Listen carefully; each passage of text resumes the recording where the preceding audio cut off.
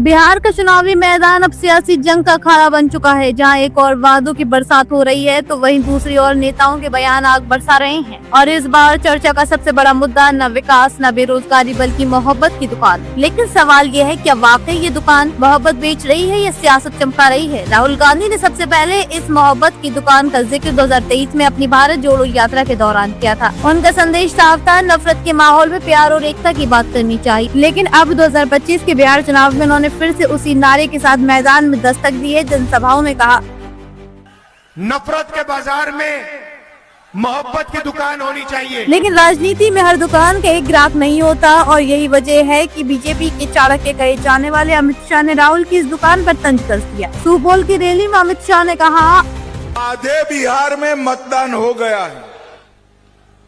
सुपौल वालों, आपको जानना है मतदान में क्या हुआ है। मतदान में ये इंडी अलायंस का सुपड़ा साफ हो गया।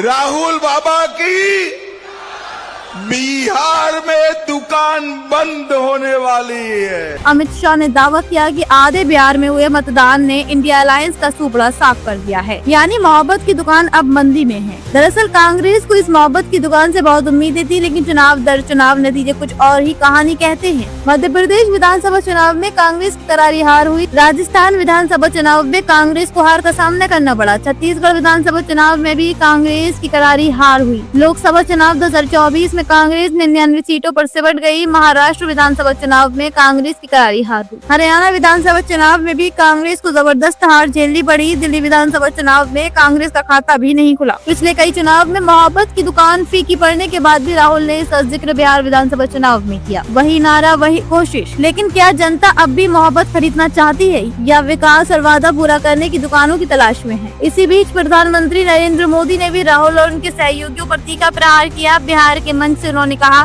बिहार के चुनावी संग्राम में अब दो युवकों की जोड़ी ने, जो अपने आप को युवराज ही मानते हैं, इन दो युवराजों ने झूठे वायदों की दुकान खोल दी है। एक भारत के सबसे भ्रष्ट परिवार का युवराज, दूसरा बिहार के सबसे भ्रष्ट परिवार का युवराज। ये दोनों ही हजारों करोड़ के घोटाले में जमानत पर है।